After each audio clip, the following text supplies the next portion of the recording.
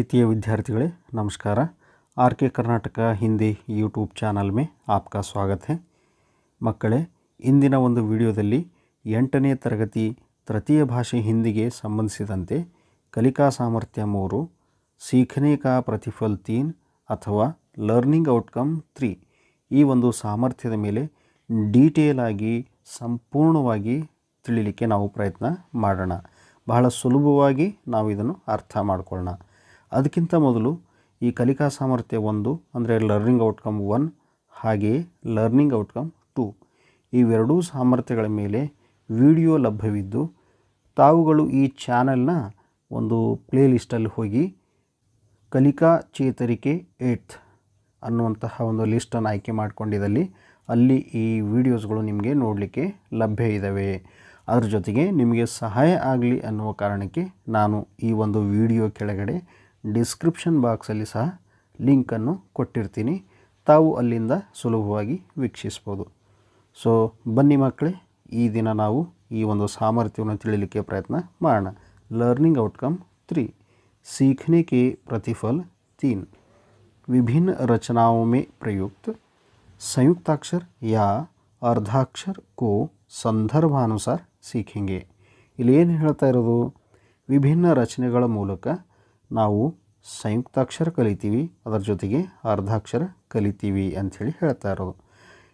ಆಮೇಲೆ ಇದನ್ನು ಕಲೀಲಿಕ್ಕೆ ನಮಗೆ ಏನು ಒಂದು ಚಟುವಟಿಕೆಗಳು ಬೇಕು, ಯಾವ ಯಾವ ಪ್ರಾಕ್ಟೀಸು ಅಥವಾ ಅಭ್ಯಾಸಗಳು ಬೇಕು ಒಂದೊಂದಾಗಿ ನೋಡೋಣ। ನೋಡಿ, ಫಸ್ಟ್ ಇದೆ ಇಲ್ಲಿ ಗತಿವಿಧಿ 1 ಆಧಾ ಅಕ್ಷರೋಂಕಿ ಸಮಜ್, ಅಂದರೆ ಈ ಅರ್ಧಾಕ್ಷರಗಳು ಹೇಗಿದ್ದಾವೆ ಹಿಂದಿಯಲ್ಲಿ ಅದು ನಮಗೆ ಗೊತ್ತಾಗಬೇಕು, ನಾವು ತಿಳ್ಕೋಬೇಕು, ಹಾಗಾಗಿ ಇದು ಬಹಳ ಮುಖ್ಯ ಅಂಥೇಳಿ ನಾವು ಹೇಳ್ಬೋದು। ಇದಕ್ಕೆ ಇರುವಂಥ ಅಭ್ಯಾಸ ನೋಡಿ, ಅಭ್ಯಾಸ 3.1 ಆಧಾ ಅಕ್ಷರೋं को पढ़िए और लिखिए, ಈ ಅರ್ಧಾಕ್ಷರಗಳನ್ನು ಓದಿ ಆಮೇಲೆ ಬರೀರಿ ಅನ್ನೋದು ಇದು ಒಂದು ಟಾಸ್ಕ್। ಸೊ ಬನ್ನಿ ಮಕ್ಕಳೇ, ಇದನ್ನು ತಿಳ್ಕೊಳ್ಳಿಕ್ಕೆ ಪ್ರಯತ್ನ ಮಾಡೋಣ। ಮಕ್ಕಳೇ, ಫಸ್ಟ್ ನೋಡಿ ಇಲ್ಲೊಂದು ವರ್ಡ್ ಇದೆ ಭಕ್ತ್ ಅಂಥೇಳಿ, ಇದರಲ್ಲಿ ಏನಿದೆ ಅಂಥೇಳಿ ನಾವು ಇಲ್ಲಿ ನೋಡೋದಾದರೆ ಇಲ್ಲಿ ನೋಡಿ, ಇದರಲ್ಲಿ ಭ ಅನ್ನುವಂತಹ ವ್ಯಂಜನ, ಅ ಅನ್ನುವಂಥ ಸ್ವರ, ಆಮೇಲೆ ಕ ಅನ್ನುವಂತಹ ವ್ಯಂಜನ, ತ ಅನ್ನುವಂತಹ ವ್ಯಂಜನ, ಆಮೇಲೆ ಅ ಅನ್ನುವಂತಹ ಸ್ವರ। ಸ್ವಲ್ಪ ಇಲ್ಲಿ ನೋಡಿ ಮಕ್ಕಳೇ, ಇಲ್ಲಿ ಏನಿದೆ ನೋಡಿ, ಭ ಇದೆ ಆದರೆ ಅದರ ಜೊತೆಗೆ ಅ ಇದೆ, ಇಲ್ಲಿ ತ ಇದೆ ಹಾಗೆಯೇ ಅದರ ಜೊತೆಗೆ ಕೂಡ ಅ ಅನ್ನುವಂಥ ಸ್ವರ ಇದೆ, ಆದರೆ ಇಲ್ಲಿ ಕ ಜೊತೆಗೆ ಯಾವುದೇ ಸ್ವರ ಇಲ್ಲ, ಹಾಗಾದರೆ ಈ ಕ ಅನ್ನೋದು ಅರ್ಧಾಕ್ಷರ ಆಗಿದೆ ಅಂಥೇಳಿ ನಾವು ಹೇಳ್ಬೋದು। ಇನ್ನೊಂದು ರೀತಿಯಲ್ಲಿ ಇದನ್ನು ಅರ್ಥ ಮಾಡ್ಕೊಳ್ಳೋದಾದರೆ, ಯಾವುದೇ ಒಂದು ಶಬ್ದದಲ್ಲಿ ವ್ಯಂಜನದಲ್ಲಿ ಸ್ವರ ಇಲ್ಲದೇ ಇರುವ ಸ್ಥಿತಿಯಲ್ಲಿ ಅಥವಾ ವ್ಯಂಜನದಲ್ಲಿ ಯಾವುದೇ ಸ್ವರ ಬರದೇ ಇರುವಂಥ ಸ್ಥಿತಿಯಲ್ಲಿ ಆ ಒಂದು ವ್ಯಂಜನ ಅರ್ಧಾಕ್ಷರ ಆಗಿರುತ್ತೆ ಅಂಥೇಳಿ ನಾವು ತಿಳ್ಕೊಬೋದು। ಸೊ ಒಂದೊಂದಾಗಿ ಬರೆದು ಪ್ರಾಕ್ಟೀಸ್ ಮಾಡಲಿಕ್ಕೆ ನೋಡೋಣ। ಫಸ್ಟ್ ವರ್ಡ್ ಏನಿದೆ, ನಾವು ಈಗಾಗಲೇ ಚರ್ಚೆ ಮಾಡಿದ ಹಾಗೆ ಫಸ್ಟ್ ಶಬ್ದ ಇದೆ ನಮ್ಮ ಕಡೆ ಭಕ್ತ್, ನಮಗೆ ಗೊತ್ತು ಇದರಲ್ಲಿ ಅರ್ಧಾಕ್ಷರ ಇರೋದು ಕ। ಆಮೇಲೆ ಎರಡನೇ ಶಬ್ದ ನೋಡೋಣ ಮಕ್ಕಳೇ, ಇಲ್ಲಿದೆ ನೋಡಿ, ಎರಡನೇ ಶಬ್ದ ಇದೆ ಪ್ಯಾಸ್, ಈ ಪ್ಯಾಸಲ್ಲಿ ಕೂಡ ನಮಗೆ ಅರ್ಧಾಕ್ಷರ ಯಾವುದು ಅನ್ನೋದು ಸುಲಭವಾಗಿ ಗುರ್ತಿಡಲಿಕ್ಕೆ ಆಗುತ್ತೆ, ಅದು ಯಾವುದು ಅಂತಂದರೆ ಇಲ್ಲಿ ನೋಡಿ ಪ ಅನ್ನೋದು ಇದರಲ್ಲಿ ಇರುವಂತಹ ಅರ್ಧಾಕ್ಷರ। ನೆಕ್ಸ್ಟ್ ನೋಡಿ, ಮುಂದೆ ಇರುವಂತಹ ಇನ್ನೊಂದು ಶಬ್ದ ಇಲ್ಲಿದೆ ವಕ್ತ್, ಮಕ್ಕಳೇ ಗೆಸ್ ಮಾಡಿದ ಹಾಗೆ ಇದರಲ್ಲಿ ಸಹ ಕ ಅನ್ನುವಂತಹ ಅರ್ಧಾಕ್ಷರ ಇದೆ ಅಂಥೇಳಿ। ನೆಕ್ಸ್ಟ್ ಮುಂದಿನ ಶಬ್ದ ನೋಡೋಣ, ಪ್ಯಾಜ್, ಎಸ್ ವಿದ್ಯಾರ್ಥಿಗಳೇ ಇದರಲ್ಲಿ ಸಹ ಪ ಅನ್ನುವಂತಹ ಒಂದು ಅರ್ಧಾಕ್ಷರ ಇದೆ ಅಂಥೇಳಿ ನಾವು ಹೇಳ್ಬೋದು। ಸೊ ಮುಂದಿನ ಶಬ್ದ ನೋಡೋಣ, ಢಕ್ಕನ್, ಢಕ್ಕನಲ್ಲಿ ಕ ಅನ್ನುವಂತಹ ಅರ್ಧಾಕ್ಷರ ಇದೆ। ಹಾಗೆ ಮುಂದಿನ ಶಬ್ದ ನೋಡೋಣ, ಸಪ್ನ, ಈ ಸಪ್ನಾದಲ್ಲಿ ಪ ಅನ್ನುವಂತಹ ಅರ್ಧಾಕ್ಷರ ಇದೆ। ಹಾಗೆಯೇ ಮುಂದಿನ ಶಬ್ದ ನೋಡೋಣ, ಹುಕ್ಮ್, ಈ ಹುಕ್ಮದಲ್ಲಿ ಕ ಅನ್ನುವಂತಹ ಅರ್ಧಾಕ್ಷರ ಇದೆ। ಮುಂದಿನ ಶಬ್ದ ಸಪ್ತಾಹ, ಈ ಸಪ್ತಾಹದಲ್ಲಿ ಪ ಅನ್ನುವಂತಹ ಅರ್ಧಾಕ್ಷರ ಇದೆ। उसी प्रकार से अगला जो शब्द है वो है तख्त, तख्त में ख अर्धाक्षर है। फिर अगला शब्द है हफ्ता, हफ्ता में फ अर्धाक्षर है। अगला शब्द है भाग्य, भाग्य में ग अर्धाक्षर है। फिर जो अगला शब्द है वो है फैन, और फिर इस फैन में फ अर्धाक्षर है। अगला शब्द है सच्चाई, और इस सच्चाई में च अर्धाक्षर है। फिर जो अंतिम शब्द है वो है शब्द। मಕ್ಕಳೇ ಇದು ನಿಮಗೆ ಅರ್ಥ ಆಗಿದೆ ಅಂತ ಹೇಳಿ ಭಾವಿಸ್ತೀನಿ। अभ्यास 3.2 पढ़िए और लिखिए। ಇಲ್ಲಿ ಏನೂ ಇಲ್ಲ, जैसे आपने अभ्यास 3.1 में कार्य किया था, लगभग ऐसा ही कार्य यहाँ करना है। तो यहाँ पर ये जो शब्द हैं पढ़ते हुए आपको यहाँ पर लिखना है। ಮಕ್ಕಳೇ ಬಹಳ ಸುಲಭ ಇದೆ। ಈ ಮೇಲಿನ ಅಭ್ಯಾಸವನ್ನು ನೀವು ಹೇಗೆ ಪೂರ್ಣಗೊಳಿಸಿದ್ರೋ ಹಾಗೆಯೇ ಇಲ್ಲಿ ಮಾಡಬೇಕಾಗಿರ್ತಕ್ಕಂಥ ಕೆಲಸ। ಸೊ ಇದನ್ನು ನೋಡುತ್ತಾ ತಾವುಗಳು ಇಲ್ಲಿ ಬರಲಿಕ್ಕೆ ಪ್ರಯತ್ನ ಮಾಡಿ। ಮಕ್ಕಳೇ ಈ ಪುಟ ನಿಮಗೆ ಅರ್ಥ ಆಗಿದೆ ಅಂತ ಹೇಳಿ ಭಾವಿಸ್ತೀನಿ। ಮುಂದಿನ ಪುಟಕ್ಕೆ ಹೋಗೋಣ। ಶಿಕ್ಷಕ್ ಪ್ರತಿಪುಷ್ಟಿ, ನೀವು ಮಾಡಿರುವಂತಹ ಕೆಲಸ ಹೇಗಿದೆ ಅದನ್ನು ನಿಮ್ಮ ಅಧ್ಯಾಪಕರು, ನಿಮ್ಮ ವಿಷಯ ಶಿಕ್ಷಕರು ಫೀಡ್ಬ್ಯಾಕ್ ಬರೆಯುವಂತಹ ಒಂದು ಸ್ಥಳ ಇಲ್ಲಿ ಅವರು ಬರೀತಕ್ಕಂಥದ್ದಾಗಿರುತ್ತೆ। ಸೊ ಮುಂದೆ ನೋಡಿ, ಗತಿವಿಧಿ 2 ಸಂಯುಕ್ತಾಕ್ಷರ का ज्ञान। ನಾನು ಈ ಹಿಂದಿನ ಒಂದು ಕಲಿಕಾ ಸಾಮರ್ಥ್ಯ ವಿಡಿಯೋದಲ್ಲಿ ಈಗಾಗಲೇ ಇದನ್ನು ತಿಳಿಸಿದ್ದೀನಿ ಮಕ್ಕಳೇ ನಿಮಗೆ। ಸಂಯುಕ್ತಾಕ್ಷರ ಅಂತಂದರೆ ಏನು ಅಂಥೇಳಿ, ಎರಡಕ್ಕಿಂತ ಹೆಚ್ಚಿನ ಅಕ್ಷರಗಳು ಜೊತೆಯಾಗಿ ಒಂದು ರೂಪುಗೊಳ್ಳುವಂತಹ ಅಕ್ಷರಗಳಿಗೆ ನಾವು ಸಂಯುಕ್ತಾಕ್ಷರ ಅಂಥೇಳಿ ಕರಿತೀವಿ। ಹಿಂದಿಯಲ್ಲಿ ಅವುಗಳ ಸಂಖ್ಯೆ 4 ಇದೆ ಅನ್ನೋದನ್ನು ಕೂಡ ನಾನು ಈಗಾಗಲೇ ಹೇಳಿದ್ದೀನಿ। ಸೊ ಇಲ್ಲಿ ನಮಗೆ ಏನು ಹೇಳ್ತಾ ಇರೋದು ನೋಡಿ, अभ्यास 3.3 रिक्त स्थानों में क्ष संयुक्ताक्षर लिखिए और सार्थक शब्द बनाइए। ನಮಗೆ ಎರಡು ರೀತಿಯ ಟಾಸ್ಕ್ ಇದೆ ಇಲ್ಲಿ। ಒಂದು ಏನಂತಂದರೆ, ಈ ಖಾಲಿ ಸ್ಥಳದಲ್ಲಿ ನಮಗೆ ಈ ಕ್ಷ ಅನ್ನುವಂತಹ ಸಂಯುಕ್ತಾಕ್ಷರವನ್ನು ಬರೀಬೇಕು, ಅದರ ಜೊತೆಗೆ ಒಂದು ಸಾರ್ಥಕ ಶಬ್ದವನ್ನು ಕೂಡ ಬರೀಬೇಕು। ಸೊ ಬರೀಲಿಕ್ಕೆ ಪ್ರಯತ್ನ ಮಾಡೋಣ। ಫಸ್ಟ್ ಇಲ್ಲಿ ಮೊದಲನೇದಿದೆ ನೋಡಿ ಕ್ಷ, ಈಗ ಒಟ್ಟಿಗೆ ಇಲ್ಲಿ ಬರೀಲಿಕ್ಕೆ ಪ್ರಯತ್ನ ಮಾಡೋಣ।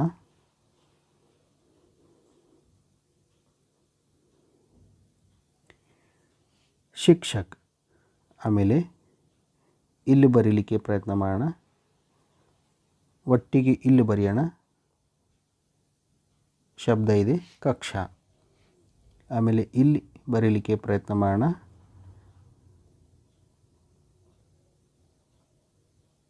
ಶಬ್ದ ಇದೆ ರಕ್ಷಕ್।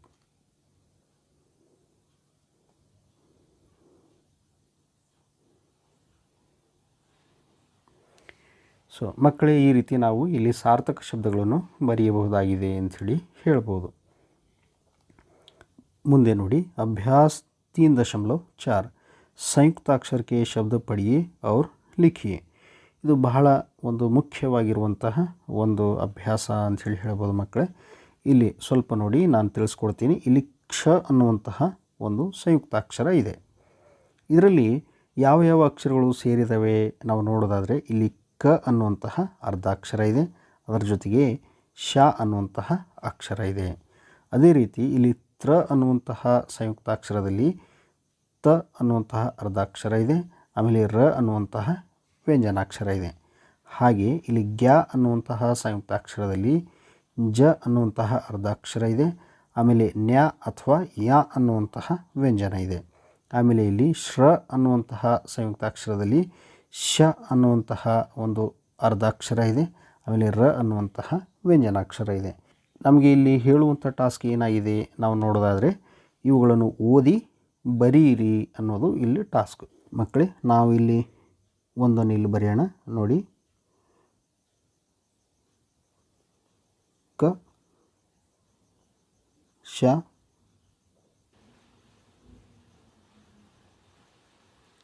ಕ್ಷ। ಸೊ ನೆಕ್ಸ್ಟ್ ಬರೋಣ ನೋಡಿ, ತ ರ ತ್ರ ಜ ನ್ಯ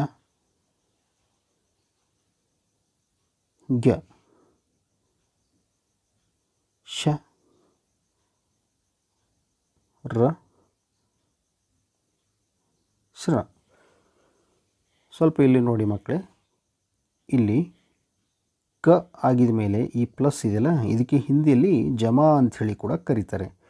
ಆಮೇಲೆ ಇಲ್ಲಿ = ಅಥವಾ ಸಮನಾಗಿದೆ ಇದೆಯಲ್ಲ, ಇದಕ್ಕೆ ಹಿಂದಿಯಲ್ಲಿ ಕುಲ್ ಅಂಥೇಳಿ ಕರೀತಾರೆ. ಈ ಓದೋದಾದರೆ ಹೇಗೆ ಸ್ವಲ್ಪ ನೋಡಿ, ಕ ಜಮಾ ಶ ಕುಲ್ ಕ್ಷ, ಈ ರೀತಿ ಕೂಡ ತಾವು ಓದಬಹುದು. ಸೊ ಮಕ್ಕಳೇ, ಇದೇ ರೀತಿ ನೀವು ಇಲ್ಲಿ ಖಾಲಿ ಸ್ಥಳಗಳಲ್ಲಿ ಇದನ್ನು ಓದುತ್ತಾ ಬರೀಲಿಕ್ಕೆ ಪ್ರಯತ್ನ ಮಾಡಿ. ಭಾಳ ಸುಲಭ ಟಾಸ್ಕ್ ಇದೆ, ಅದ್ರ ಜೊತೆಗೆ ಇದು ಭಾಳ ಮುಖ್ಯವಾಗಿರ್ತಕ್ಕಂಥದ್ದು ಕೂಡ ಹೌದು. ಸೊ ಈ ಪುಟ ನಿಮಗೆ ಅರ್ಥ ಆಗಿದೆ ಅಂಥೇಳಿ ಭಾವಿಸುತ್ತಾ ಮುಂದಿನ ಪುಟಕ್ಕೆ ಹೋಗೋಣ.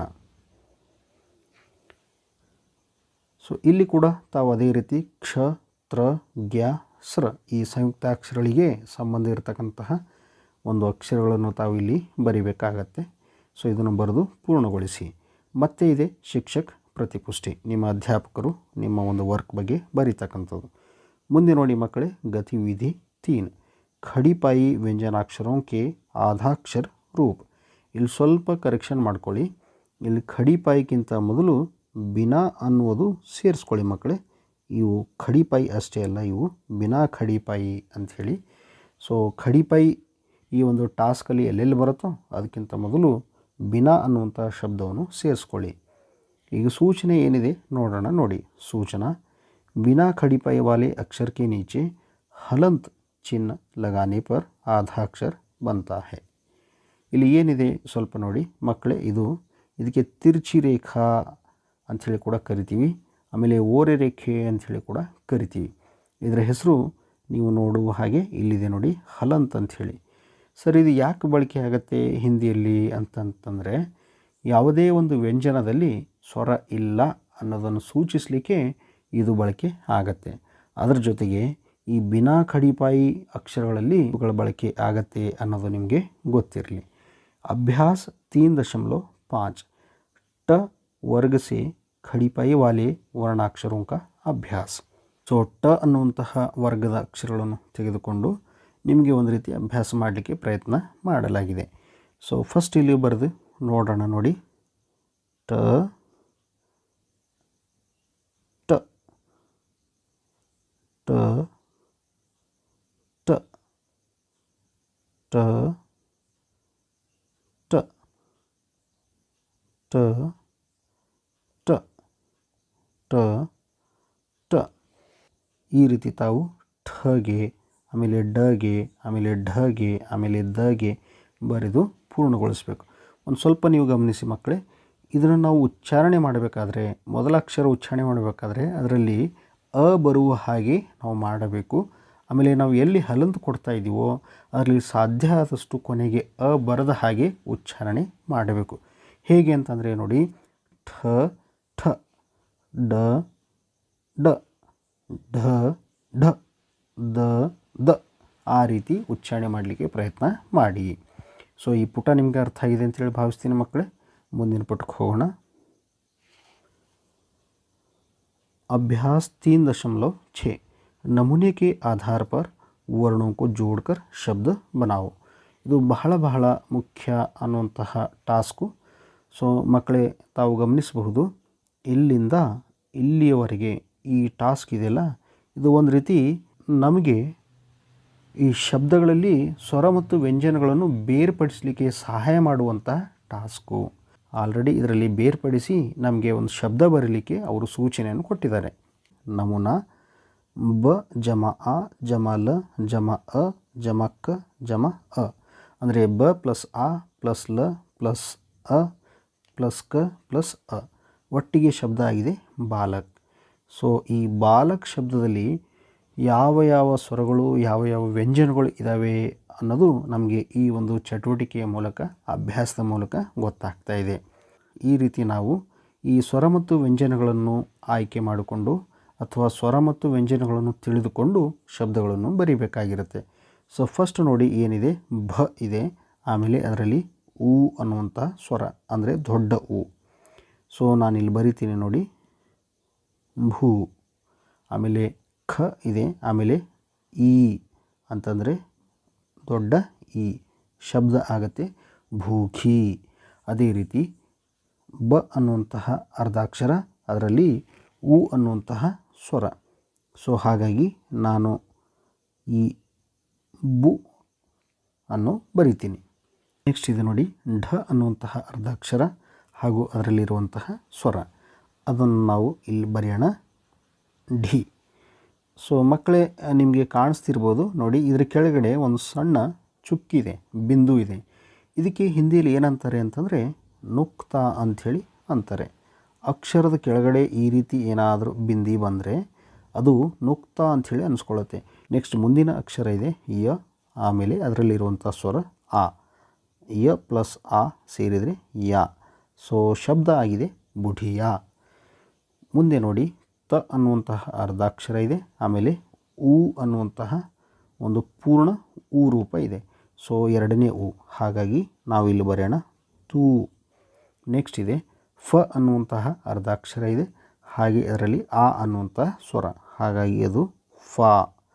ಆಮೇಲೆ ನೋಡಿ, ನ ಅನ್ನುವಂತಹ ಅರ್ಧಾಕ್ಷರ ಇದೆ, ಆಮೇಲೆ ಅದರಲ್ಲಿ ಅ ಅನ್ನುವಂತಹ ಸ್ವರ ಇದೆ, ಹಾಗಾಗಿ ಇದು ನ. ಸೊ ಶಬ್ದ ಆಗುತ್ತೆ ಮಕ್ಕಳೇ ತೂಫಾನ್. ಆಮೇಲೆ ಮುಂದೆ ನೋಡಿ, ದ ಅನ್ನುವಂತಹ ಅರ್ಧಾಕ್ಷರ ಇದೆ, ಆಮೇಲೆ ಅದರಲ್ಲಿ ಅ ಅನ್ನುವಂತಹ ಸ್ವರ ಇದೆ, ಹಾಗಾಗಿ ದ. ಅದೇ ರೀತಿ ಯ ಅನ್ನುವಂತಹ ಅರ್ಧಾಕ್ಷರ ಇದೆ, ಆಮೇಲೆ ಅದರಲ್ಲಿ ಆ ಅನ್ನುವಂತಹ ಸ್ವರ ಇದೆ, ಹಾಗಾಗಿ ಅದು ಯಾ. ಹಾಗೆಯೇ ಲ ಅನ್ನುವಂತಹ ಅರ್ಧಾಕ್ಷರ ಇದೆ, ಅದರಲ್ಲಿ ಉ ಅನ್ನುವಂತಹ ಸ್ವರ ಇದೆ, ಅಂದರೆ ಸಣ್ಣ ಉ, ಹಾಗಾಗಿ ನಾನಿಲ್ಲಿ ಬರಿತೀನಿ ಲು. ಸೊ ಒಟ್ಟಲ್ಲಿ ಶಬ್ದ ಆಗುತ್ತೆ ದಯಾಲು. ಸೊ ಮಕ್ಕಳೇ, ಇದು ನಿಮಗೆ ಅರ್ಥ ಆಗಿದೆ ಅಂಥೇಳಿ ಭಾವಿಸ್ತೀನಿ. ಮುಂದೆ ನೋಡಿ, ಅಭ್ಯಾಸ 3.7 ರಿ ವರ್ಣाक्षर को समझकर उच्चारण करते हुए लिखिए. ಸ್ವಲ್ಪ ಇಲ್ಲಿ ಗಮನಿಸಿ ಮಕ್ಕಳೇ, ಇದಕ್ಕೆ ನಾವು ಕನ್ನಡದಲ್ಲಿ ಹೋಲುವಂತಹ ಶಬ್ದ ಅಂಥೇಳಿ ನೋಡೋದಾದರೆ ಇದು ರು ಅಂಥೇಳಿ. ಆದರೆ ಕನ್ನಡದಲ್ಲಿ ಅದು ರು ಅಂಥೇಳಿ ಉಚ್ಚಾರಣೆ ಆದರೆ ಹಿಂದಿಯಲ್ಲಿ ರಿ ಅಂಥೇಳಿ ಉಚ್ಚಾರಣೆ ಆಗುತ್ತೆ. ಅದು ಸ್ವಲ್ಪ ನೀವು ಗಮನಿಸಿ. ಜೈಸೆ ಇಲ್ಲೊಂದು ಉದಾಹರಣೆ ಇದೆ ನೋಡಿ, ಇಲ್ಲಿ ನಾವು ಕನ್ನಡದಲ್ಲಿ ಇದನ್ನು ಉಚ್ಚಾರಣೆ ಮಾಡೋದಾದರೆ ಋಷಿ ಅಂಥೇಳಿ ಮಾಡ್ತಿದ್ವಿ. ಈಗ ಹಿಂದಿಯಲ್ಲಿ ನಾವು ಇದನ್ನು ನೋಡೋದಾದರೆ ರಿಷಿ ಅಂಥೇಳಿ ಹೇಳಬೇಕು. ಇಲ್ಲಿ ರಿಷಿ ರಿ ಉಚ್ಚಾರಣೆ ಬರಬೇಕು. ಸೊ ಇದು ನಾವು ಗಮನಿಸಬೇಕಾಗಿರುವಂತಹ ಒಂದು ಅಂಶ. ಬನ್ನಿ ಮಕ್ಕಳೇ, ಒಂದೊಂದಾಗಿ ಬರೀಲಿಕ್ಕೆ ಪ್ರಯತ್ನ ಮಾಡೋಣ. पहला जो अक्षर है वो है कृपा, यहाँ पर लिख लेते हैं. अगला जो शब्द है यहाँ पर हम लिख लेते हैं कृषक. अगला जो शब्द है वो है कृषि. अगला जो शब्द है वो है कृपालु. दूसरी पंक्ति में देखें तो शब्द है कृष्ण. सो ಮುಂದಿನ ಶಬ್ದ ನೋಡಿ,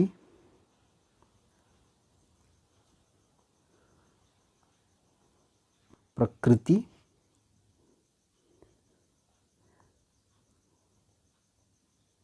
सृजन,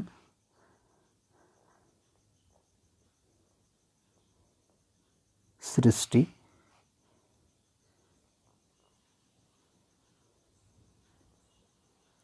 दृष्टि,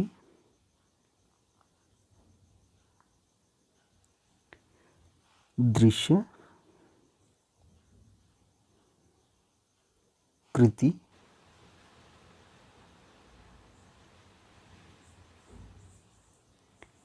ಪೃಥ್ವಿ. ಮಕ್ಕಳೇ, ಇದು ನಿಮಗೆ ಅರ್ಥ ಆಗಿದೆ ಅಂತ ಹೇಳಿ ಭಾವಿಸ್ತೀನಿ. ಲಾಸ್ಟಲ್ಲಿದೆ ನೋಡಿ, ಶಿಕ್ಷಕ್ ಪ್ರತಿಪುಷ್ಟಿ. ನೀವು ಮಾಡಿರುವಂಥ ಕೆಲಸ ಹೇಗಿದೆ ಅದನ್ನು ನಿಮ್ಮ ವಿಷಯ ಶಿಕ್ಷಕರು ಬರೀತಕ್ಕಂಥ ಸ್ಥಳ. ಮುಂದಿನ ಪುಟಕ್ಕೆ ಹೋಗೋಣ ನೋಡಿ. गतिविधि 4 संयुक्त व्यंजनों के अंतर्गत र के विभिन्न रूप. अभ्यास 3.8 र की मात्रा को समझिए, पढ़िए और लिखिए. ಇದು ಬಹಳ ಮುಖ್ಯ ಅಂಥೇಳಿ ನಾವು ಹೇಳ್ಬೋದು ಮಕ್ಕಳೇ. ಇದು ನಮಗೆ ಗೊತ್ತಿರಲೇಬೇಕು. ಸೊ ಇದನ್ನು ತಿಳ್ಕೊಳ್ಳಿಕ್ಕೆ ಪ್ರಯತ್ನ ಮಾಡೋಣ ನೋಡಿ. ಫಸ್ಟ್ ವರ್ಡ್ ನಮ್ಮ ಕಡೆ ಏನಿದೆ, ಕರ್ಮ್ ಇದೆ. ಇದನ್ನು ನಾವು ಇಲ್ಲಿ ಬಿಡಿಸ್ಕೊಳ್ಳೋಣ, ಏನಿದೆ ಇದರಲ್ಲಿ ಅಂಥೇಳಿ. ಮಕ್ಕಳೇ ನೋಡಿ, ಕ ಅನ್ನುವಂತಹ ಅರ್ಧಾಕ್ಷರ ಇದೆ, ಆಮೇಲೆ ಅ ಅನ್ನುವಂತಹ ಸ್ವರ ಇದೆ, ಆಮೇಲೆ ರ ಅನ್ನುವಂತಹ ಅರ್ಧಾಕ್ಷರ ಇದೆ, ಆಮೇಲೆ ಮ ಅನ್ನುವಂತಹ ಅರ್ಧಾಕ್ಷರ ಇದೆ, ಆಮೇಲೆ ಈ ಮದಲ್ಲಿ ಅ ಅನ್ನುವಂತಹ ಸ್ವರ ಇದೆ. ಸ್ವಲ್ಪ ಇಲ್ಲಿ ಗಮನಿಸಿ ಮಕ್ಕಳೇ, ಏನಂತಂದರೆ ಈ ಒಂದು ಶಬ್ದದಲ್ಲಿ ಕ ನಂತರ ಸ್ವರ ಇದೆ, ಆಮೇಲೆ ಮ ನಂತರ ಕೂಡ ಸ್ವರ ಇದೆ. ಆದರೆ ಈ ರ ಕೆಳಗಡೆ ಯಾವುದೇ ಸ್ವರ ಇಲ್ಲ. ಅಂದರೆ ಯಾವುದೇ ಒಂದು ಶಬ್ದದಲ್ಲಿ ರ ಅರ್ಧಾಕ್ಷರದಲ್ಲಿ ಬಂದಾಗ ಅಥವಾ ಅದರಲ್ಲಿ ಸ್ವರ ಇಲ್ಲದೇ ಇದ್ದಾಗ ಅದು ತನ್ನ ಎದುರುಗಡೆ ಅಕ್ಷರದ ತಲೆಯ ಮೇಲೆ ಹೋಗಿ ಕೂತ್ಕೊಳ್ಳುತ್ತೆ. ಇದಕ್ಕೆ ನಾವು ಹಿಂದಿಯಲ್ಲಿ ಕರಿತೀವಿ ರೇಫ್ ಅಂಥೇಳಿ. ಇದು ನಿಮಗೆ ಗೊತ್ತಿರಲೇಬೇಕು. ಯಾವುದೇ ಒಂದು ಶಬ್ದದಲ್ಲಿ ರ ಅರ್ಧಾಕ್ಷರ ಬಂದರೆ ಅದರ ನಂತರದ ಅಕ್ಷರದ ತಲೆಯ ಮೇಲೆ ಹೋಗಿ ಕೂತ್ಕೊಳ್ಳುತ್ತೆ. ಸೊ ಹೀಗೆ ಕೂತ್ಕೊಳ್ತಕ್ಕಂಥದ್ದು ಇದಕ್ಕೆ ನಾವು ರೇಫ್ ಅಂಥೇಳಿ ಕರಿತೀವಿ. ಇದು ನಮಗೆ ಗೊತ್ತಿರಲಿ ಅನ್ನುವ ಕಾರಣಕ್ಕೆ ಈ ಚಟುವಟಿಕೆಯನ್ನು ಕೊಡಲಾಗಿದೆ. ಮಕ್ಕಳಿದು ಬಹಳ ಒಳ್ಳೆಯ ಚಟುವಟಿಕೆ. ಅದಕ್ಕೆ ನಾವು ಓದುತ್ತಾ ಬರೀಬೇಕು. ಅದನ್ನು ಬರೀಲಿಕ್ಕೆ ಪ್ರಯತ್ನ ಮಾಡೋಣ. ನೋಡಿ, ಫಸ್ಟ್ ಏನಿದೆ, ಕರ್ಮ ಬರೆಯೋಣ. ನೆಕ್ಸ್ಟು ಧರ್ಮ, पर्व, शर्म, मर्म, सर्व, गर्म, खर्च, अर्थ, वर्ण, अर्क, अर्पण,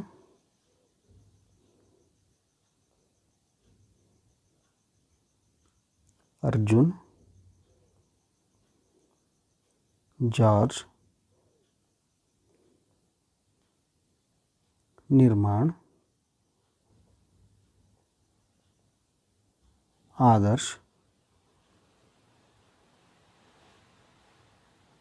कोणार्क, दर्पण,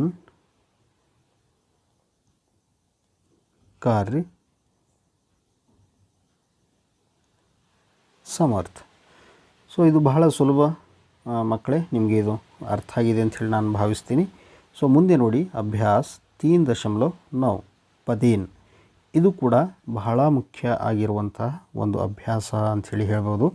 ಸೊ ನಾವು ಕರ್ಮ ಅನ್ನೋದನ್ನು ನೋಡಿದ್ದೀವಿ. ಕರ್ಮ ಉದಾಹರಣೆಯ ಮೂಲಕ ರೇಫ್ ಅನ್ನೋದು ಹೇಗಿರುತ್ತೆ ಅದನ್ನು ನೋಡಿದ್ದೀವಿ. ಈಗ ಅದಕ್ಕೆ ಹೋಲುವಂಥ ಇನ್ನೊಂದು ಶಬ್ದ ಇದೆ ನೋಡಿ, ಕ್ರಮ್ ಅಂಥೇಳಿ. ಇದನ್ನು ನಾವು ಬಿಡಿಸ್ಕೊಳ್ಳೋಣ. ಇದರಲ್ಲಿ ಏನಿದೆ ಅಂಥೇಳಿ ನಾನು ಇಲ್ಲಿ ಬರಿತೀನಿ ನೋಡಿ.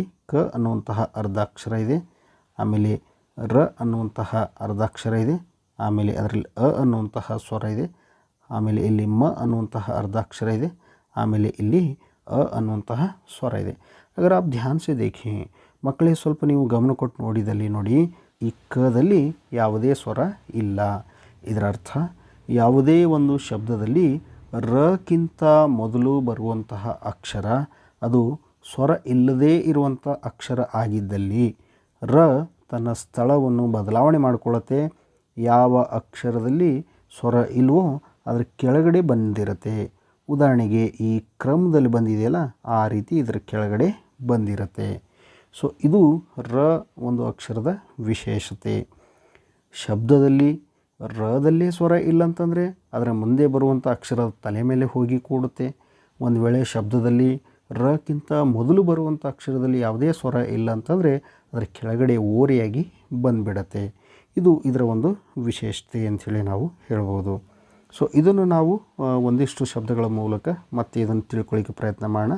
ಸೊ ನೋಡಿ ಮಕ್ಕಳೇ, ಫಸ್ಟ್ ವರ್ಡ್ ಇದೆ ಕ್ರಮ್, नेक्स्ट ಇದೆ प्रजा, उसके बाद शब्द है सब्र, उसके बाद शब्द है नम्र, फिर उसके बाद शब्द है प्रयाग, फिर उसके बाद शब्द है प्रकाश, उसके बाद प्रणाम,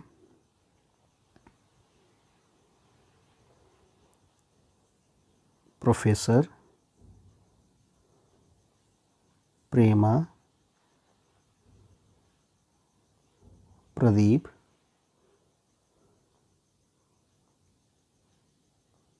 प्रवीण, क्रिया, प्रिया, प्रीति, क्रोध, प्रदोष, प्रदान, प्रेम, प्राणी, ಧ್ರುವ. ಸೊ ಇವುಗಳ ಮೂಲಕ ನಾವು ಸುಲಭವಾಗಿ ತಿಳ್ಕೊಂಡಿದ್ದೀವಿ. ಏನಪ್ಪ ಅಂತಂದ್ರೆ ಈ ಪದೇನ್ ಅನ್ನೋದು ಹೇಗಿರುತ್ತೆ, ಒಂದು ಸ್ವಲ್ಪ ಇದಕ್ಕೆ ಹೋಲುವಂತಹ ಪದೇನಿನ ಇನ್ನೊಂದು ರೂಪ ಇದೆ ನೋಡಿ, ಅಭ್ಯಾಸ್ 3.10. ಇದು ಕೂಡ ಪದೇನ್. ಹಾಗಾದರೆ ಮೇಲೆ ನಾವು ನೋಡಿರ್ತಕ್ಕಂಥ ಪದೇನ್ ರೂಪ ಮತ್ತು ಇವಾಗ ನಾವು ಕಲಿತಕ್ಕಂಥ ಪದೇನ್ ರೂಪ ಇದಕ್ಕೆ ಏನು ವ್ಯತ್ಯಾಸ ಅಂತಂದರೆ ಮಕ್ಕಳೇ, ನಿಮಗೆ ಗೊತ್ತಿರಲಿ, ಯಾವುದೇ ಒಂದು ಅಕ್ಷರದ ರಚನೆಯಲ್ಲಿ, ಹಿಂದಿಯ ಯಾವುದೇ ಒಂದು ಅಕ್ಷರದ ರಚನೆಯಲ್ಲಿ, ಉದಾಹರಣೆಗೆ ವ್ಯಂಜನಾಕ್ಷರಗಳ ರಚನೆಯಲ್ಲಿ ಏನಾದರೂ ಈ ರೀತಿ ನೇರ ರೇಖೆ ಬಂದಿದ್ದರೆ, ಉದಾಹರಣೆಗೆ ಕದಲ್ಲಿದೆ, ಆಮೇಲೆ ಚದಲ್ಲಿ ಇದೆ, ಆಮೇಲೆ ಜದಲ್ಲಿ ಇದೆ, ನೀವೆಲ್ಲ ನೋಡುವ ಹಾಗೆ ಇಲ್ಲಿ ನೋಡಿ ನೇರ ರೇಖೆ ಬಂದಿದೆ. ಈ ರೀತಿ ನೇರ ರೇಖೆ ಬಂದಿದ್ದರೆ ಅಂತಹ ಅಕ್ಷರಗಳಿಗೆ ನಾವು ಖಡಿಪಾಯಿ ವರ್ಣ ಅಂಥೇಳಿ ಕರಿತೀವಿ. ಆ ರೀತಿಯ ಅಕ್ಷರದಲ್ಲಿ ಈ ರ ಅನ್ನೋದು ಬರೋದಾದರೆ, ಪದೇನ್ ರೂಪದಲ್ಲಿ ಬರೋದಾದರೆ, ಆ ನೇರ ರೇಖೆಯ ಈ ಕಡೆ ಲೆಫ್ಟ್ ಭಾಗಕ್ಕೆ ಬಂದುಬಿಡತ್ತೆ. ಒಂದು ವೇಳೆ ಯಾವುದೇ ಅಕ್ಷರದ ರಚನೆಯಲ್ಲಿ ನೇರ ರೇಖೆ ಬರೋದಿಲ್ಲ ಅಂಥೇಳಿ ಅಂದ್ಕೊಳ್ಳಿ. ಉದಾಹರಣೆಗೆ ಈ ಟ ಅನ್ನುವಂಥ ಅಕ್ಷರ ಇದೆ ನೋಡಿ, ಇದರಲ್ಲಿ ನೇರ ರೇಖೆ ಎಲ್ಲೂ ಇಲ್ಲ. ಈ ಅಕ್ಷರದ ರಚನೆಯಲ್ಲಿ ನೇರ ರೇಖೆ ಅನ್ನೋದು ಇಲ್ಲ, ಖಡಿಪಾಯಿ ರೇಖೆ ಅನ್ನೋದು ಇಲ್ಲ. ಅಂತಹ ಸಂದರ್ಭದಲ್ಲಿ ಈ ರ ಅನ್ನೋದು ಈ ರೀತಿ ಟ್ರಯಾಂಗಲ್ ಶೇಪಲ್ಲಿ ಬಂದಿರುತ್ತೆ. ಇದು ಕೂಡ ಪದೇನ್ ರೂಪನೇ. ಆದರೆ ಇದು ಯಾಕೆ ಹೀಗೆ ಬರುತ್ತೆ ಅಂತಂದರೆ, ಆ ಅಕ್ಷರದ ರಚನೆಯಲ್ಲಿ ಖಡಿಪಾಯಿ ರೇಖೆ ಇಲ್ಲ, ನೇರ ರೇಖೆ ಇಲ್ಲ ಅನ್ನುವ ಕಾರಣಕ್ಕೆ ಈ ರೀತಿ ಬಂದಿರುತ್ತೆ. ಮಕ್ಕಳೇ, ಇದು ನಿಮಗೆ ಅರ್ಥ ಆಗಿದೆ ಅಂಥೇಳಿ ಭಾವಿಸ್ತೀನಿ. ಇಲ್ಲಿರುವ ಶಬ್ದಗಳನ್ನು ಬರೀಲಿಕ್ಕೆ ಪ್ರಯತ್ನ ಮಾಡೋಣ ನೋಡಿ. फर्स्ट जो हमारे पास जो पहला अक्षर है वो ट्र है, फिर दूसरा अक्षर है क, दोनों मिलाकर ट्रक. अगला शब्द है ड्रम, अगला शब्द है ड्रामा, अगला शब्द है ट्री,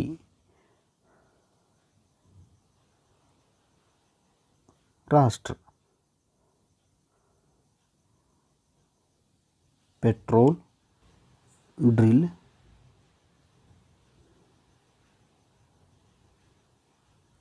कंट्रोल,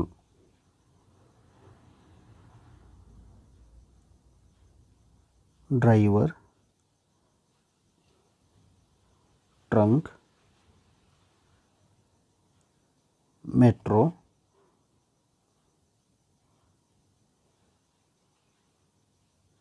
ಟ್ರಾಫಿಕ್. ಹೆಚ್ಚೆಚ್ಚು ಬರೆದು ಅಭ್ಯಾಸ ಮಾಡಲಿಕ್ಕೆ ಪ್ರಯತ್ನ ಮಾಡಿ ಮಕ್ಕಳೇ, ಇದು ಬಹಳ ಬಹಳ ಮುಖ್ಯ. ಈ ಪುಟ ನಿಮಗೆ ಅರ್ಥ ಆಗಿದೆ ಅಂತೇಳಿ ಭಾವಿಸ್ತೀನಿ. ಮುಂದಿನ ಪುಟಕ್ಕೆ ಹೋಗೋಣ ಮಕ್ಕಳೇ. तो यहाँ पर कुछ नहीं है, बस वही है, शिक्षक प्रतिपुष्टि है. अध्यापक द्वारा यहाँ पर प्रतिपुष्टि मिलेगी कि आपने उस कार्य को कैसे किया है. आपके अध्यापक यहाँ देखकर लिखेंगे. ಸೊ ಮುಂದೆ ನೋಡಿ, ಮೂಲ್ಯಾಂಕನ ಗತಿವಿಧಿ ಅಂದರೆ ನೀವು ಈ ಒಂದು ಸಾಮರ್ಥ್ಯವನ್ನು ಗಳಿಸಬೇಕಾದ್ರೆ ಯಾವ ಯಾವ ಅಭ್ಯಾಸಗಳನ್ನು ಯಾವ ಪ್ರಮಾಣದಲ್ಲಿ ಕಲ್ತಿದ್ದೀರಾ ಅನ್ನೋದು ಮೌಲ್ಯಮಾಪನ ಮಾಡಲಿಕ್ಕೆ ಇರುವಂತಹ ಒಂದು ಚಟುವಟಿಕೆ. ಸೊ ಇದರಲ್ಲಿ ಫಸ್ಟ್ ಏನಿದೆ ನೋಡಿ, ಪಹಲಾ ಹೇ ಸಂಯುಕ್ತಾಕ್ಷರ ಯುಕ್ತ ಕೊಯ್ 10 ಶಬ್ದ ಲಿಖಿ. ಈ 4 ಸಂಯುಕ್ತಾಕ್ಷರಗಳಿದಾವಲ್ಲ, ಅವುಗಳಿಗೆ ಸಂಬಂಧ ಇರುವಂತಹ ಒಂದು 10 ಶಬ್ದಗಳನ್ನು ಇಲ್ಲಿ ಬರೀರಿ ಅಂಥೇಳಿ ನಿಮಗೆ ಫಸ್ಟ್ ಒಂದು ಪ್ರಶ್ನೆ ಇದೆ. ಯಾವ ಯಾವ ಸಂಯುಕ್ತಾಕ್ಷರಗಳನ್ನು ಬಳಕೆ ಮಾಡಿಕೊಂಡು ನಾವು ಬರೀಬಹುದು ಅನ್ನೋದನ್ನು ನೋಡೋದಾದರೆ ನೋಡಿ, ಫಸ್ಟ್ ಇದೆ ನಾವು ಶಿಕ್ಷಾ, ಇದನ್ನು ನಾವು ಬರಿಬೋದು. ಇದರಲ್ಲಿ ಕ್ಷ ಅನ್ನುವಂತಹ ಸಂಯುಕ್ತಾಕ್ಷರ ಇದೆ. ಮುಂದಿನ ಶಬ್ದ ಬರೆಯೋದಾದರೆ ನೋಡಿ ಮಕ್ಕಳೇ, ಕ್ಷಮ, ಇಲ್ಲಿ ಕೂಡ ಕ್ಷ ಅನ್ನುವಂತಹ ಸಂಯುಕ್ತಾಕ್ಷರ ಇದೆ ಅಂತೇಳಿ ಹೇಳ್ಬೋದು. ಸೊ ಮುಂದಿನ ಶಬ್ದ ನೋಡಿ ಮಕ್ಕಳೇ,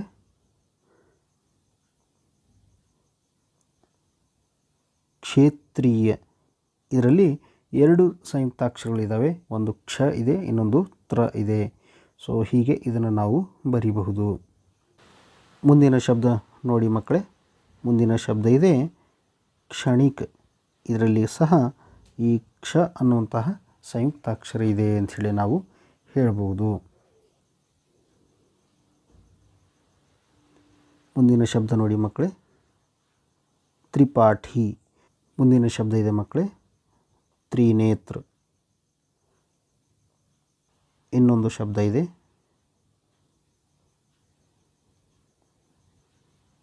ತ್ರಿಪುರ.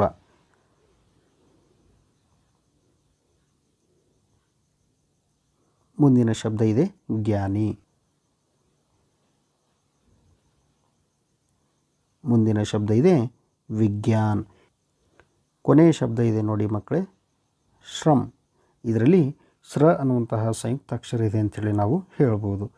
ಇವೇ ಬರಿಬೇಕು ಅಂಥೇಳಿ ಏನಿಲ್ಲ मकड़े, बस इन्हीं शब्दों को लिखना, ऐसा कुछ नहीं है। आप जिन शब्दों के बारे में जानते हैं आप उन शब्दों को लिख सकते हैं। अगला जो टास्क है उसे हम देखते हैं बच्चों। देखिए, कोष्टक में दिए गए शब्दों से वाक्य पूर्ण कीजिए। ಕೋಷ್ಟಕ ಅಂತಂದರೆ ನಿಮ್ಗೆ ಗೊತ್ತಿರಲಿ ಮಕ್ಕಳೇ, ಈ ಬ್ರ್ಯಾಕೆಟು ಅಂಥೇಳಿ ಏನು ಕರಿತೀವಲ್ಲ, ಇದಕ್ಕೆ ನಾವು ಹಿಂದಿಯಲ್ಲಿ ಕೋಷ್ಟಕ ಅಂಥೇಳಿ ಹೇಳ್ತೀವಿ. ಸೊ ಇಲ್ಲಿ 8 ಶಬ್ದಗಳನ್ನು ಇಲ್ಲಿ ಕೊಡಲಾಗಿದ್ದು ಅವುಗಳಿಗೆ ಒಂದು ವಾಕ್ಯ ಮಾಡ್ರಿ ಅನ್ನೋದೇ ಇವಾಗ ನಮಗೆ ಇರುವಂಥ ಟಾಸ್ಕ್. ಸೊ ಮೊದಲನೇ ಒಂದು ಶಬ್ದ ಬರೆಯೋಣ, ಟಾರ್ಚ್ ಅಂಥೇಳಿ. ಈ ಟಾರ್ಚ್ ಅನ್ನುವಂತಹ ಶಬ್ದಕ್ಕೆ ನಾವಿಲ್ಲಿ ವಾಕ್ಯವನ್ನು ಮಾಡಬೇಕು. ಸೊ ಅದನ್ನು ಸಂಕ್ಷಿಪ್ತವಾಗಿ ಮಾಡೋಣ ನೋಡಿ.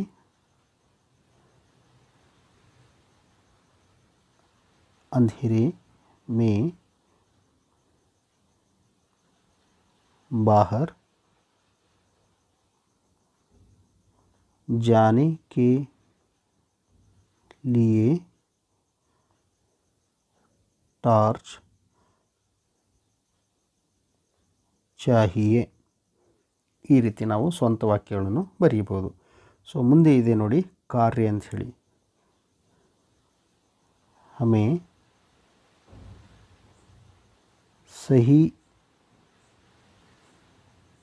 समय पर अपने कार्य को पूर्ण करना है. ಈ ರೀತಿ ನಾವು ವಾಕ್ಯಗಳನ್ನು ಮಾಡಬಹುದು. ನೆಕ್ಸ್ಟ್ ಇದೆ ನೋಡಿ ಸೂರ್ಯ. सूर्य से हमें धूप मिलती है. ಈ ರೀತಿ ಬರಿಬೋದು. ನೆಕ್ಸ್ಟ್ ಮುಂದೆ ನೋಡಿ ರಾಷ್ಟ್ರ. हम सब सुबह राष्ट्रगान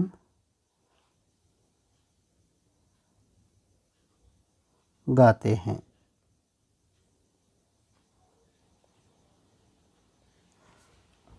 ಮುಂದೆ ಇದೆ ನೋಡಿ ಟ್ರಕ್ ಅಂಥೇಳಿ. ट्रक के द्वारा सामान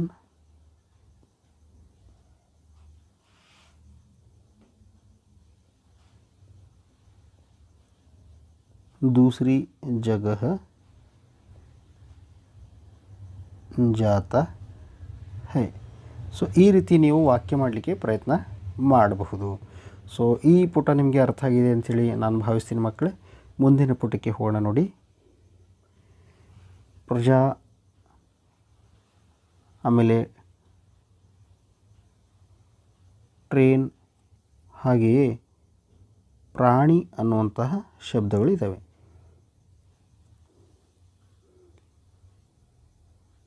हमारा देश एक प्रजासत्तात्मक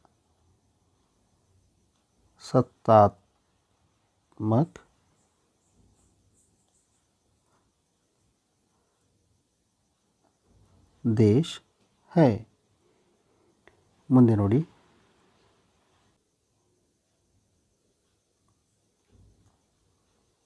दूर के प्रवास के लिए ट्रेन यात्रा अच्छी है।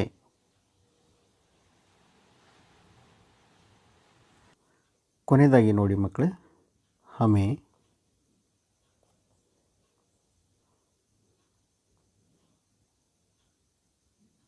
प्राणियों के प्रति दया का भाव रखना चाहिए। तो इस प्रकार से हम इन शब्दों का वाक्य के रूप में प्रयोग कर सकते हैं।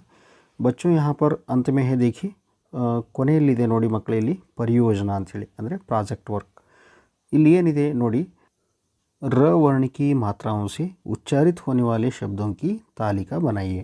ಅಂದರೆ ಈ ರ ಅಕ್ಷರದಿಂದ ಉಚ್ಚಾರಣೆಗೆ ಒಳಪಡುವಂತಹ ಅಕ್ಷರಗಳ ಒಂದು ಪಟ್ಟಿ ತಯಾರಿಸಿ ಅನ್ನೋದು ಇದೊಂದು ನಿಮಗೆ ಅಸೈನ್ಮೆಂಟ್, ಪ್ರಾಜೆಕ್ಟ್ ವರ್ಕ್। ನೆಕ್ಸ್ಟ್ ಎರಡನೇದು ಏನು ಕೊಟ್ಟಿದೆ ನೋಡಿ, किसी रचना में प्रयुक्त संयुक्ताक्षरयुक्त शब्दों को रेखांकित कीजिए। ಅದೊಂದು ಗದ್ಯ ಆಗಿರ್ಬೋದು ಅಥವಾ ಪದ್ಯ ಆಗಿರ್ಬೋದು, ಅದರಲ್ಲಿ ಸಂಯುಕ್ತಾಕ್ಷರಗಳು ಎಲ್ಲೆಲ್ಲಿದ್ದಾವೆ ಅದನ್ನು ನೀವು ಅಂಡರ್ಲೈನ್ ಮಾಡಬೇಕು ಅನ್ನೋದು ಇದು ನಿಮಗೆ ಇರುವಂತಹ ಒಂದು ಟಾಸ್ಕ್। ಸೊ ಇದು ಅಸೈನ್ಮೆಂಟ್ಸ್ ಬಗ್ಗೆ ಇರುವಂತಹ ಮಾಹಿತಿಯಾಗಿತ್ತು ಮಕ್ಕಳೇ। ಮತ್ತು ಲಾಸ್ಟಲ್ಲಿದೆ ನೋಡಿ ಮಕ್ಕಳೇ, सीखने के प्रतिफल आत्मसात करने के संबंध में छात्र के मूल्यांकन स्तर। ಅಂದರೆ ನೀವು ಮಾಡಿರುವಂತಹ ಟಾಸ್ಕು, ಈ ಸಾಮರ್ಥ್ಯವನ್ನು ಗಳಿಸಲಿಕ್ಕೆ ನೀವು ಬರೆದಿರತಕ್ಕಂತಹ ಒಂದು ಹಾಳೆಗಳು, ಅವುಗಳ ಮಟ್ಟ ಹೇಗಿದೆ ಅನ್ನೋದನ್ನು ಇಲ್ಲಿ ಮೌಲ್ಯಮಾಪನ ಮಾಡುವಂತಹ ಒಂದು ಸ್ಥಳ। ಸೊ ಸ್ತರ 1ನ, ಸ್ತರ 2ನ, ಸ್ತರ 3ನ, ಸ್ತರ 4ನ ಅಥವಾ ಸ್ತರ 5ನ ಇವು ಹಂತಗಳಿದ್ದಾವೆ। ಮೊದಲನೇ ಹಂತನ, ಎರಡನೇ ಹಂತನ, ಸ್ತರ 3, 4, 5 ಇದರಲ್ಲಿ ನೀವು ಯಾವ ಹಂತದಲ್ಲಿ ಈ ವರ್ಕನ್ನು ಮಾಡಿದ್ದೀರಾ ಅನ್ನೋದೇ ಇದು ಇರುವಂತಹ ಒಂದು ದಾಖಲಿಸುವಂಥ ಒಂದು ಸ್ಥಳ। ಸೊ ಮತ್ತೆ ನೀವು ನೋಡ್ಬೋದು, ಒಂದು ವೇಳೆ ನೀವು 5ನೇ ಲೆವೆಲಲ್ಲಿ ವರ್ಕ್ ಮಾಡಿದ್ದೇ ಆಗಿದ್ದಲ್ಲಿ ಈ 5 ಎಮೋಜಿಗಳಿಗೆ ಬಣ್ಣವನ್ನು ತುಂಬಲಾಗುತ್ತೆ। ಸೊ ಇದು ಒಂದು ರೀತಿ ನಿಮ್ಮ ಸಾಧನೆ ಅಂತೇಳಿ ಹೇಳ್ಬೋದು। ಸೊ ಮಕ್ಕಳೇ, ಇಲ್ಲಿರೋದು ನಿಮ್ಮ ಒಂದು ವಿಷಯ ಶಿಕ್ಷಕರ ಸಹಿ ಇರುತ್ತೆ, ಇಲ್ಲಿ ನಿಮ್ಮ ಪೋಷಕರ ಸಹಿ ಇರುತ್ತೆ, ಆಮೇಲೆ ಇಲ್ಲಿ ನಿಮ್ಮ ಮುಖ್ಯ ಶಿಕ್ಷಕರ ಸಹಿ ಇರುತ್ತೆ। ಸೊ ವಿದ್ಯಾರ್ಥಿಗಳೇ, ಇಲ್ಲಿವರೆಗೆ ಸರಿಸುಮಾರು 30 ನಿಮಿಷಕ್ಕಿಂತ ಹೆಚ್ಚಿನ ಕಾಲಾವಧಿಯವರೆಗೆ ಇಲ್ಲಿವರೆಗೆ ಬಹಳ ಸುದೀರ್ಘವಾಗಿ ನೀವು ಈ 8ನೇ ತರಗತಿಯ ಕಲಿಕಾ ಸಾಮರ್ಥ್ಯವನ್ನು ತಿಳ್ಕೊಳ್ಳಿಕ್ಕೆ ಪ್ರಯತ್ನ ಮಾಡಿದ್ದು ಮಕ್ಕಳೇ। ನಿಮ್ಮ ಏನಾದರೂ ಅನುಮಾನಗಳಿದ್ದರೆ, ಏನಾದರೂ ಡೌಟ್ಸ್ಗಳಿದ್ದರೆ ಕಮೆಂಟ್ ಮಾಡಿ ಅಂತೇಳಿ ಹೇಳುತ್ತಾ, ಈ ದಿನದ ಏನು PDF ಇದೆ ಇದನ್ನು ನಾನು ಈ ಡಿಸ್ಕ್ರಿಪ್ಷನ್ ಬಾಕ್ಸಲ್ಲಿ ಒಂದು ಲಿಂಕನ್ನು ಕೊಟ್ಟಿರ್ತೀನಿ, ಅಲ್ಲಿಂದ ತಾವು ಡೌನ್ಲೋಡ್ ಮಾಡ್ಬೋದು ಅಂತೇಳಿ ಹೇಳುತ್ತಾ ಮಕ್ಕಳೇ, ಮತ್ತೊಮ್ಮೆ ನಿಮ್ಮೆಲ್ಲರಿಗೆ ನಮಸ್ಕಾರವನ್ನು ಹೇಳುತ್ತಾ ನಾನು ಇಲ್ಲಿ ಮುಕ್ತಾಯ ಮಾಡ್ತೀನಿ। ಧನ್ಯವಾದ।